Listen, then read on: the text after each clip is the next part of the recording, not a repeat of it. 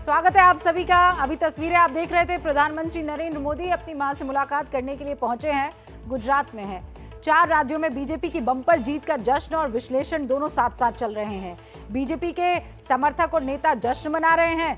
चुनावी विश्लेषक अभी तक आंकड़ेबाजी में उलझे हुए हैं और विरोधियों को अब तक समझ नहीं आ रहा है कि कमी क्या रह गई। इन सबसे अलग प्रधानमंत्री नरेंद्र मोदी अगले चुनाव की तैयारियों में जुट गए हैं। देश के राजनीतिक गलियारों में अब ये चर्चा होने लगी है कि कहीं 2024 के चुनावों में बीजेपी को वॉक ओवर तो नहीं मिल जाएगा। ये सवाल इसलिए पूछा जा रहा है क्योंकि इसके पीछे बहुत सारी वजह है। और वजह क्या है आप देखिए। बीजेपी को वॉक ओवर इसीलिए मिल सकता है क्योंकि विपक्ष बहुत ज्यादा कमजोर है। विपक्ष की सबसे बड़ी पार्टी कांग्रेस का बहुत बुरा हाल है। 2021 और 22 कांग्रेस 10 राज्यों में विधानसभा चुनाव हारी है। विपक्ष का नया सिरमौर बनने के लिए भी राजनीतिक दलों में आपसी लड़ाई चल रही है। महंगाई और किसान आंदोलन जैसे मुद्दे भी अब फेल हो गए हैं। विपक्ष के पास कोई चेहरा नहीं है जो मोदी का इस वक्त मुकाबला कर पाए। बीजेपी के ब्रांड मोदी अब और ज्यादा स्ट्रांग हो गए हैं। हर वर्ग से ऊपर लाभार्थी वोट बैंक का वोट मिलना अब लगभग बीजेपी को तय लग रहा है। हालांकि विपक्षी दल ये भी कह रहे हैं कि अभी से 2024 की बात करनी ठीक नहीं है। बहुत पानी तब तक बह चुका होगा। और ये भी विपक्ष की एक बहुत बड़ी कमी है, समझ लीजिए, क्योंकि बीजेपी हमेशा ही चुनावी मोड में रहती है। हमेशा, चाहे वो चुनाव जीते कि हारे।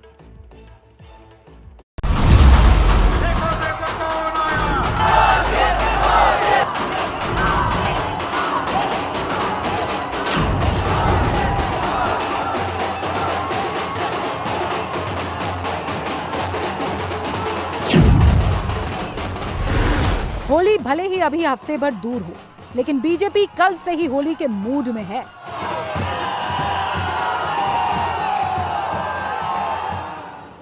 प्रधानमंत्री नरेंद्र मोदी पर फूलों की ये बारिश अहमदाबाद में हो रही है।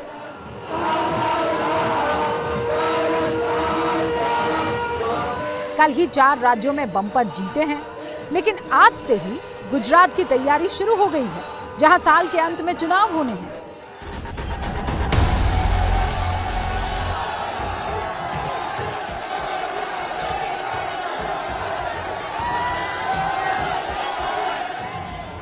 यही तो बीजेपी की खासियत है। आज सुबह जैसे ही प्रधानमंत्री मोदी अहमदाबाद एयरपोर्ट पर उतरे, सीधे उनका रोड शो शुरू हो गया, जो एयरपोर्ट से बीजेपी के कार्यालय कमलम तक था। 10 किलोमीटर लंबे इस रोड शो में सड़क के दोनों तरफ बीजेपी और प्रधानमंत्री मोदी के समर्थक मौजूद थे। प्रधानमंत्री मोदी एक खुली जीप में थे। सर पर भगवा टोपी थी, जिस पर कमल का निशान भी था। आंखों पर काले रंग का चश्मा था।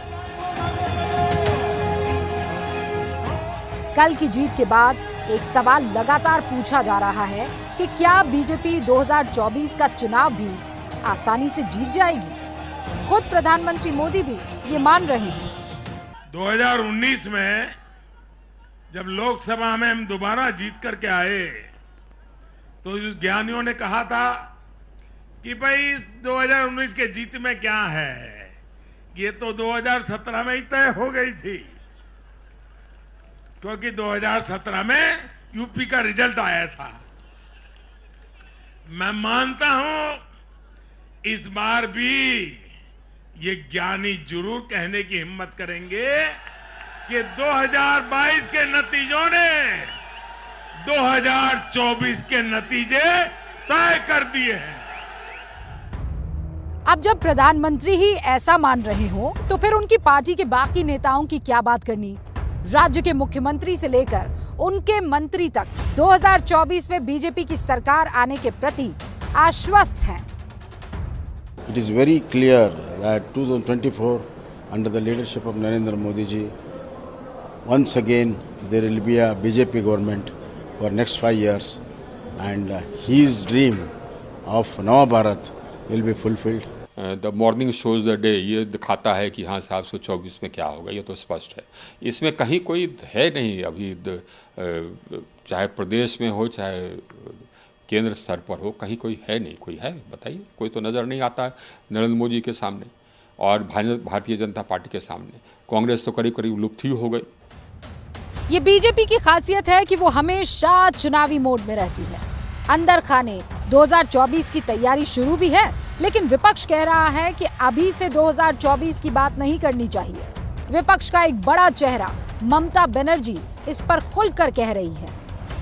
चिल्ड्रन जन्म का पहले अन्नप्राशन का डेट ठीक करते हैं।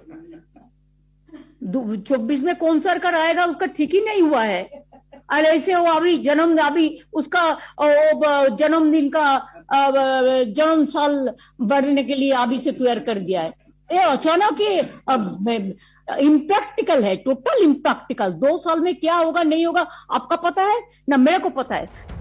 उधर राजनीतिक रणनीतिकार प्रशांत किशोर इसे बीजेपी की चालाकी बता रहे हैं।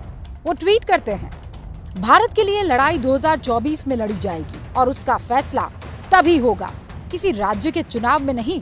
साहिब ये जानते हैं, इसीलिए राज्यों के चुनावी नतीजों के इर्द गिर्द उन्माद खड़ा करने की चालाक कोशिश है, ताकि विपक्ष के ऊपर मनोवैज्ञानिक बढ़त बनाई जा सके। इस फर्जी बयान के झांसे में ना फंसे।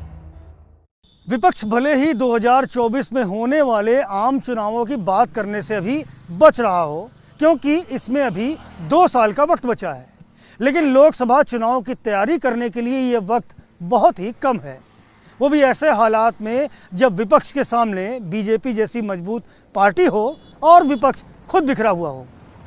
हालांकि इस बीच गुजरात, कर्नाटक, हिमाचल प्रदेश, मध्य प्रदेश, राजस्थान और छत्तीसगढ़ जैसे राज्यों के विधानसभा चुनाव भी होंगे। इन 5 राज्यों के नतीजे इसीलिए अहम है क्योंकि इन राज्यों से 102 लोकसभा सीट आती है और 2014 और 2019 में दोनों लोकसभा चुनावों में बीजेपी ने इन राज्यों में शानदार प्रदर्शन किया था। इसीलिए 2024 में जीतने के लिए इन राज्यों में बीजेपी को अच्छा प्रदर्शन करना होगा। विपक्ष की ये कोशिश होगी कि जिन राज्यों में बीजेपी का अस्तित्व नहीं है वहां वो अच्छा प्रदर्शन करे, जैसे आंध्र प्रदेश जहां लोकसभा की 25 सीटें हैं, तेलंगाना जहां 17 सीटें हैं, तमिलनाडु जहां 39 सीटें हैं, केरल में 20 सीटें, पश्चिम बंगाल में 42 सीटें, ओडिशा में 20 और पंजाब में 13 सीटें हैं। ये सारी सीटें मिलाकर 177 होती है। हालांकि बीजेपी ने ओडिशा और पश्चिम बंगाल में उम्मीद से ज्यादा अच्छा प्रदर्शन किया था, लेकिन इसके बावजूद विपक्ष की कोशिश करीब इन 250 सीटों को अपने कब्जे में करने की होगी। लेकिन ये सब बातें तब माने रखेंगी जब विपक्ष एकजुट होगा। अभी तो बिखरा हुआ है। वैसे भी बीजेपी के लिए सुकून देने वाली बात यह है कि उसने सबसे ज्यादा 80 लोकसभा सीटों वाले यूपी में एक बार फिर से जीत हासिल कर दी है, और ये जीत निश्चित तौर पर न सिर्फ उसका कॉन्फिडेंस बढ़ाएगी बल्कि उसे 2024 के लिए बूस्ट भी देगी।